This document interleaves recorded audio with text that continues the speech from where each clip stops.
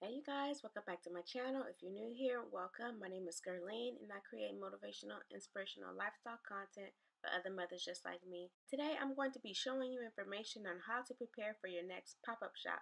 I just had my first pop-up shop and I took some footage on some behind the scenes, and I'm just going to share with you some tips.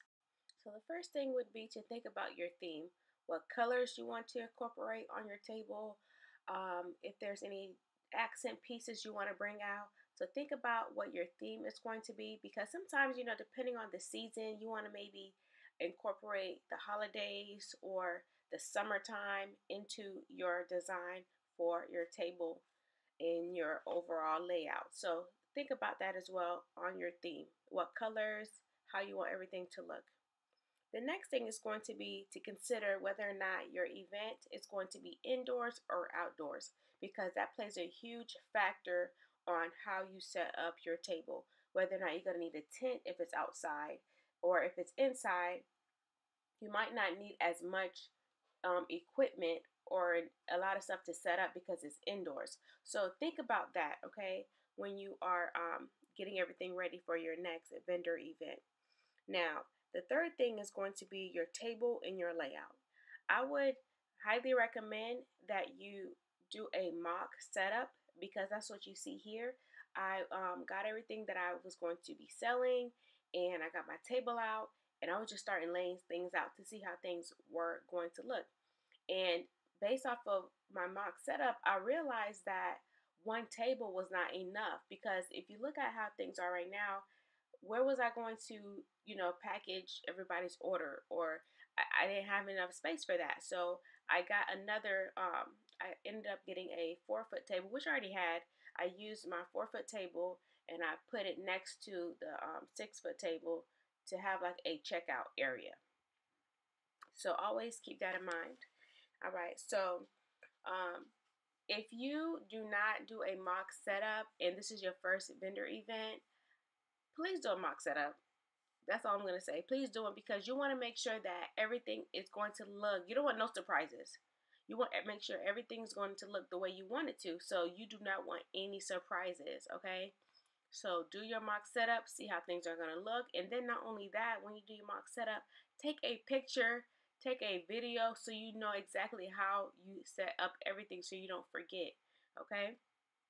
So always prep your inventory at least 4 weeks in advance. Give yourself some time, because things pop up. You don't want to be spending, the night up 2, 3 o'clock the day your event trying to get things together. So pace yourself, space everything out so that each day you're doing something little by little. As you guys can see in this footage right here, I pre-packaged all of my journals, and that's how my journals normally ship if you buy them online. So I wanted to make sure that the customers who are purchasing locally got that same unboxing experience. So I tried something new, because I wanted to make sure that all of the people who stopped by my booth was able to connect with me somehow on social media versus, handing out my business card. I was able to create this Let's Connect acrylic or glass, I don't know what you call it, sign to display on my table. So let me know what you guys think about this. The next thing would be to promote 3 to 4 weeks in advance. As you guys are preparing your inventory, take some behind the scenes footage and post that on your social media. Create flyers, create reminders to let everybody know that you are going to be having a pop-up shop. Okay, so make sure you're promoting. Okay, so I had launched my t-shirt, my new t-shirt, Eat, Sleep, Manifest, Repeat.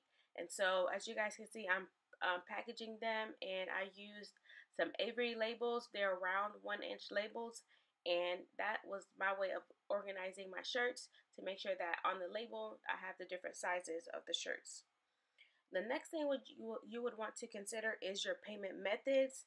Um, Figure out exactly what equipment you need. If you don't have anything set up yet, think about that, because I had a PayPal card reader, but I have Shopify, and I didn't want to have any issues with keeping track of my inventory. So what I did was I went on Shopify website, and I ended up ordering their um, their card reader. So remember, I'm going to have a part 2 where I talk about in depth on the different types of equipment, and I'll give you a thorough review on how I was able to set up my POS station for the event. It was really easy, so I'm going to let you know about that. Once you do figure out what payment method you're going to have, please process a test order using that equipment. Don't just get the equipment and on the day of the event you're trying to figure out how to use it. That's not going to be cute. So get your equipment well in advance and perform a test order from start to finish, just to make sure that if there's any issues, you can handle it prior to the event. And the next thing is kind of fun, practice greeting, practice your greeting, let people know exactly who you are and what your business is all about. Because sometimes, we're online, we're using social media, we have time to type up what we're going to do, what we're going to say. So practice how you're going to be greeting your potential customers. If you want to ask them a question, or, do you want to have your sample out and say, hey, how you doing? Like, practice that, because you don't want to not know what to say or not approach a potential client because you don't know what to say, or you're nervous, or you're shy and things like that. As people were walking by my booth, I smiled at them, say, hey, how you doing?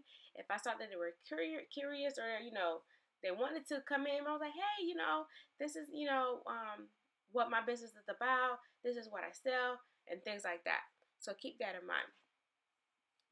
And then the next thing would be to have yourself some water, some snacks, if it's going to be outside, okay? For sure. If it's inside, you might be doing all right with some water. But no. Bring yourself some snacks and some water, depending on how long this event is, okay? My event was outside. I was sweating bullets, y'all. I was sweating so bad. And have some help, because if you need to step away to go get to go to the restroom, or if you need to step away to go to your vehicle or something, you want to make sure that you have help to man your station. And then not only that, it's a lot of work. It's a lot of stuff that you're carrying and things like that. So going back and forth to your car and things like that. So having a second person, a sidekick, you need to have that on your. Just have somebody there. Whether or not you get your little cousin, your little niece, your little nephew, tell them you're gonna give them some money, or you're gonna get them some food. Listen, get at least one person to help you, because you would really appreciate that help. And then the last thing is just to have fun, okay? Bring your energy. Make sure you get some rest the night before, because it's a lot of work. I underestimated how much work it was gonna take, but like once I got home that night, y'all, I was like done. I was like, okay, I learned a lot, okay? But remember, I'm going to have this checklist on my website. I'm going to link it below. Take a look at it, and if you have any questions about anything, just let me know. Holla at your girl. Let me know if you have any questions. And thank you so much for watching. And you guys, I'll catch you on the next one. Y'all be blessed.